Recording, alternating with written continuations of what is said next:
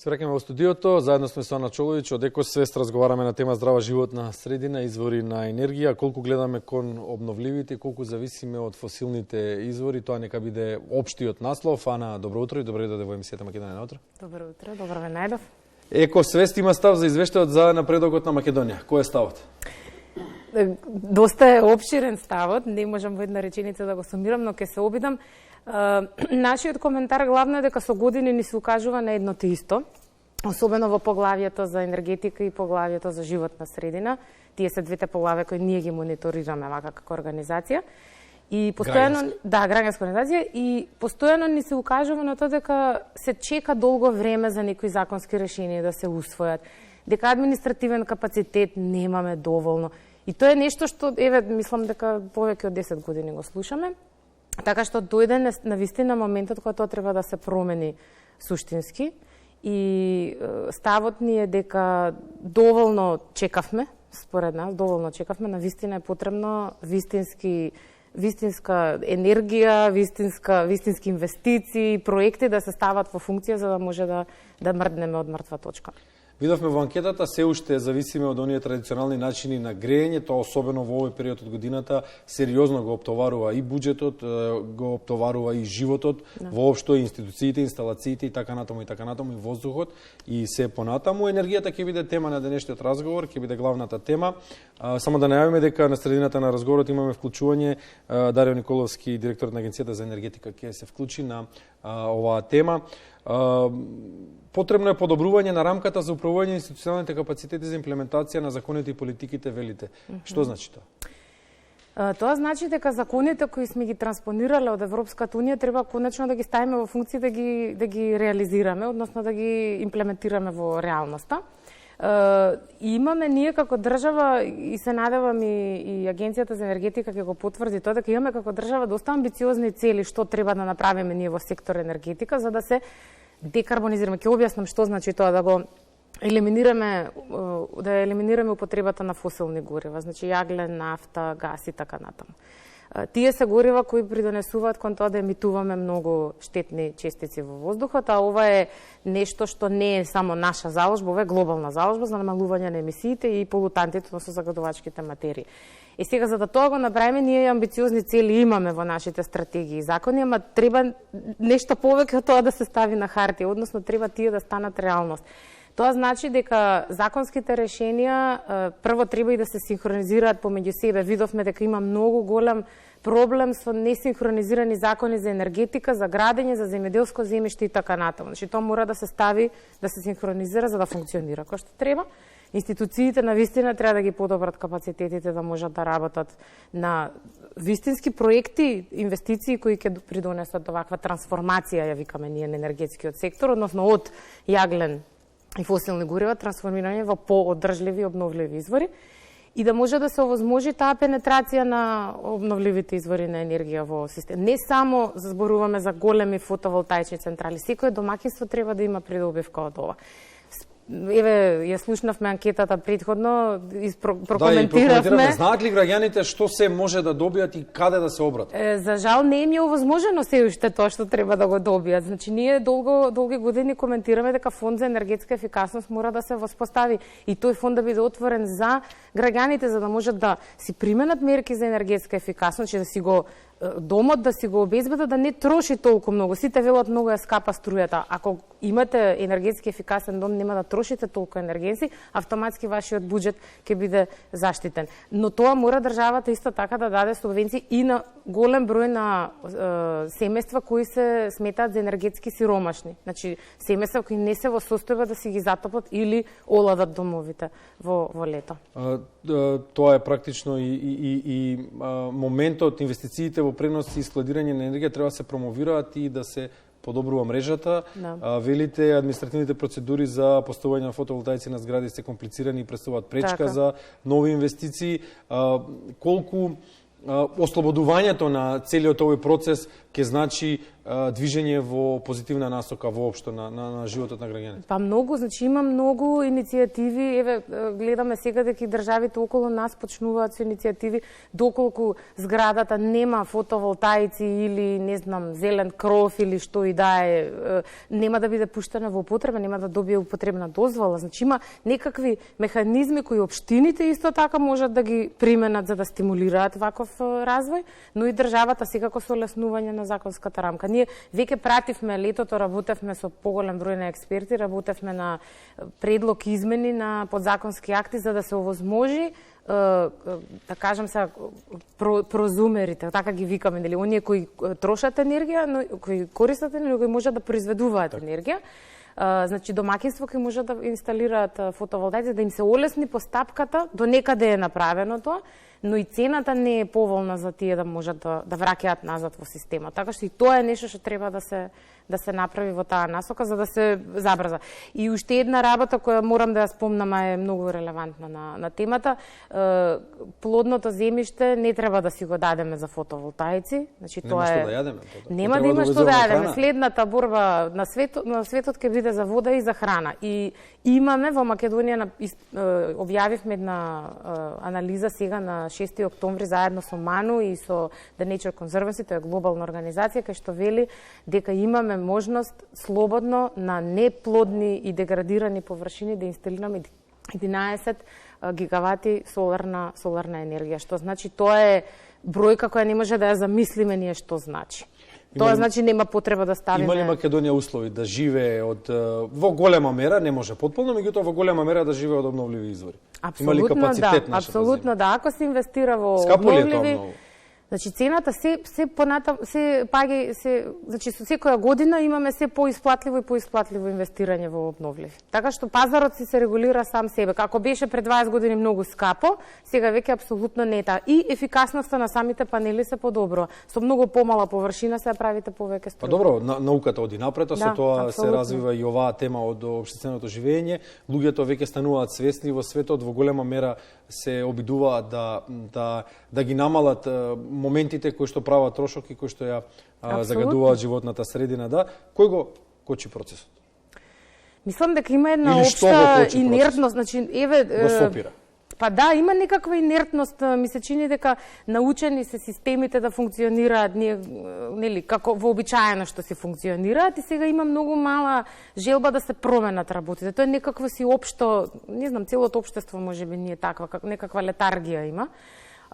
Но треба да се свртиме малку околу нас и да погледнеме што се случува. Значи јас се фрапирам кога ќе видам држави кои, да кажеме, нити се поголеми на нешто поголеми, нити економски помокни, да можат да направат трансформации кои се навистина за честите. А ние имаме можност, баш затоа што не сме во недостиг на тие енергии. Значи ние обновливи извори можеме буквално да развиеме и да бидеме, како што цело време велиме, пионери и лидери во регионот. Тука навистина може да бидеме лидери во регионот. Можевме во многу нешта да бидеме пионери и лидери, ни избега многу возови. Ова да го фатиме, овој воз да го фатиме. Овој воз нема да ни побегне, да ни избега. Дарио Николовски ова утро од Агенцијата за енергетика, директорот на Агенција за енергетика, го имаме на линија, Skype комуникација. Зборуваме за спроведување на енергетската политика на Македонија. Прво велиме добро утро, Дарио, дали се слушаме? Добро утро, се слушаме. Одлично, конекцијата е добра, ве слушаме и вас одлично. Владата изработи стратегија за развој на енергетиката до 2040 година, согласно Европскиот зелен договор, што налага производство на електрична енергија од обновливи извори, кое што треба да се зголемува. Дали се оди според планот во однос на зелената транзиција? Кој е вашиот став по ова прашање? Така, изработена е стратегијата за, според мене, еден многу значаен сегмент за развој на енергетиката во нашата држава и кога ги слушав разговорите пред да се вклучам сега со вас, се сложувам и во голем дел од коментарите со гостинката, но сметам дека на секое поле во оваа држава, доколку стратешки вака се пристапи, многу порано се предвидат сите предизвици кои што ги има државата на одредени полиња, многу побрзо и ќе имаме резултати. Иако, според мене, на полето енергетика, поготово во делот во стратешкиот дел, околу делот на обновливите извори на енергија, имаме за овие година и пол две сериозни бројки во делот на реализација на тие инвестиции кои што значат впрочем и енергетска транзиција. Некаде изминатата година за вкупно повеќе од 20 на месеци периодот позади нас инсталирани се над 450 мегавати капацитет од обновливи извори. Тука најголемиот и можеби значаен дел се од соларна енергија, но исто така се искористени и сите други ресурси кои што можат да се реализираат. Пред се тука мислам на ветерната, на хидроенергијата, исто така и на биогасот. Ова се бројки кои што значат сериозен старт, но исто така за да се продолжат и имплементираат сите политики кои што се во тој стратешки документ, мора да се размислува и на сите други работи кои што се пропишани во него. Сметам дека се движиме во добар правец, но исто така треба да се почитуваат и да се земат во предвид сите коментари кои што доаѓаат и од невладините организации. Претходно имаше вклучување на граѓаните, кои што исто така се многу значајни да се земат во предвид за да се концептот на реализација биде во контекст на придобивки на државата и на граѓаните. Да, сите во оваа држава мора да живееме заедно, сите слоеви, сите форми на живење треба да се спојат заедно и да се извлече од сите она што е најпозитивното со цел да одиме напред.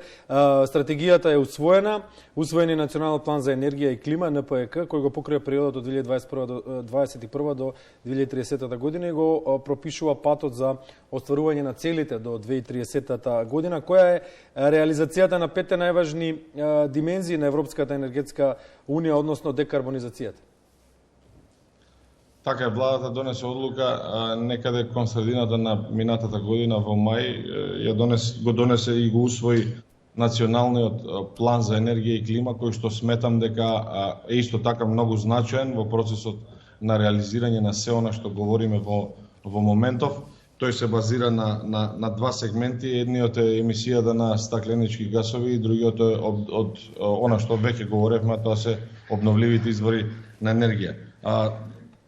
Тука спаѓа исто така, сакам да напоменам, се сложувам со гостинката во студиото дека енергетската ефикасност треба да заземе сериозен дел и во моментов се работи акцентирано на тој дел на енергетската ефикасност, заради тоа што има огромно влијание и кон заштедата и кон заштитување на здравата животна средина и во делот на зелената економија, и ќе биде како еден акцент од сите овие други работи кои што се предвидени за остварување во Националниот план за енергија и клима, како една најзначајна која што во периодот што следува треба да имплементираме во максимум. Колку општините, односно локалната самоуправа, е важен сегмент од овој комплексен процес? Зборувавме и во студиото дека се прават напори да се заштити плодното земјиште, да земеме еден пример за поставување на фотоволтаици, што е директна ингеренција на општините, па колку општините се важен сегмент во целиот овој процес за кој што зборуваме сега?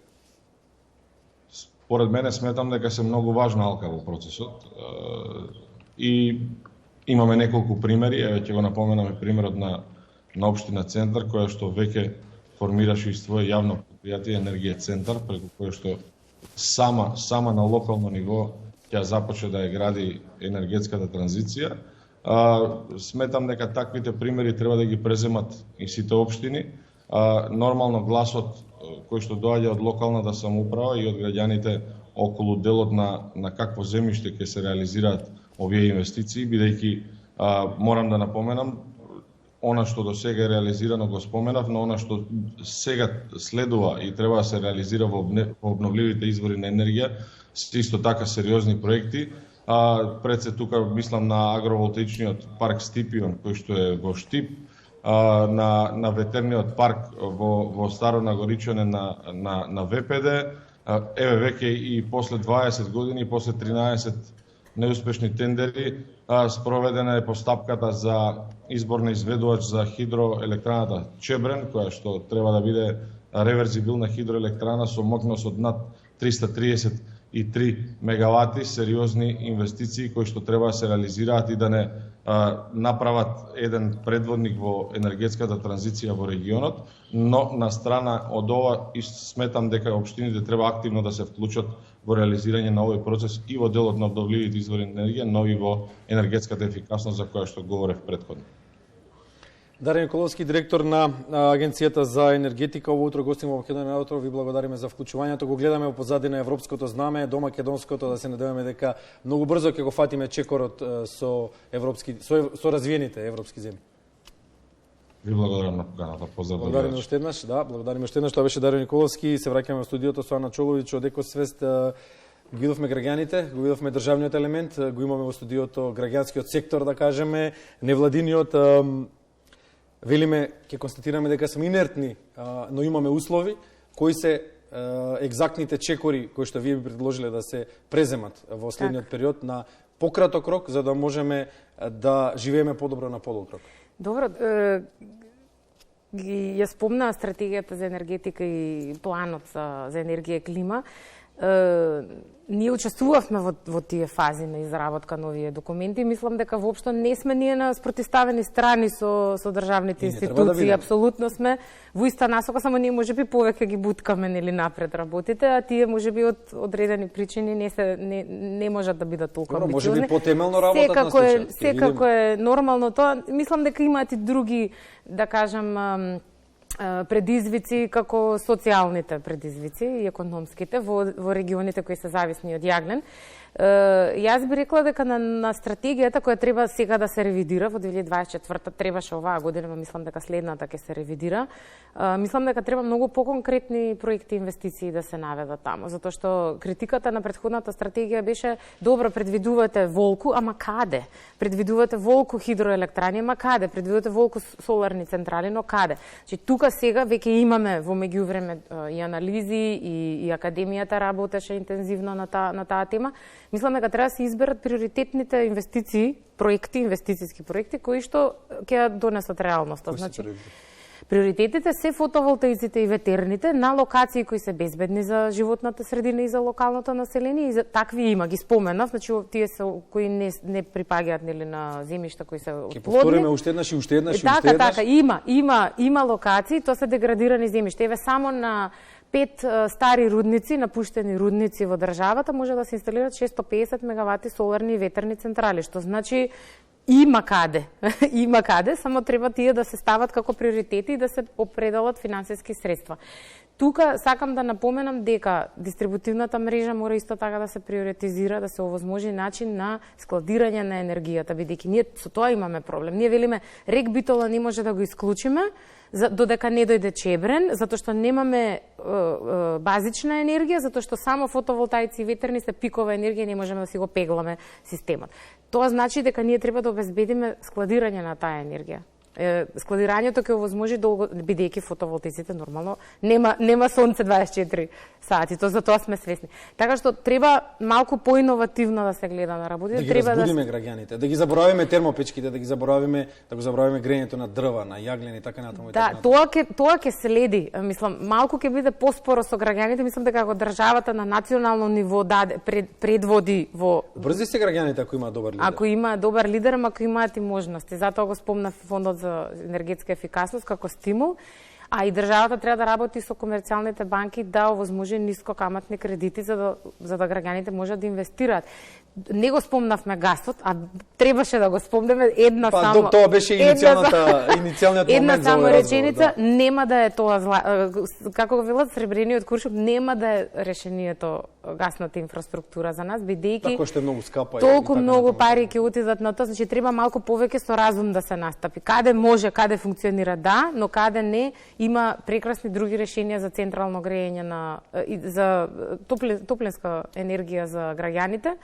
Така што се она што постои како начин треба да се искористи со цел да ставиме во функција таа декарбонизација што збориме цело време. Мислам ќе стане тренди зборот декарбонизација. Тема која што нема крај, тема која што може да се зборува со денови, со години.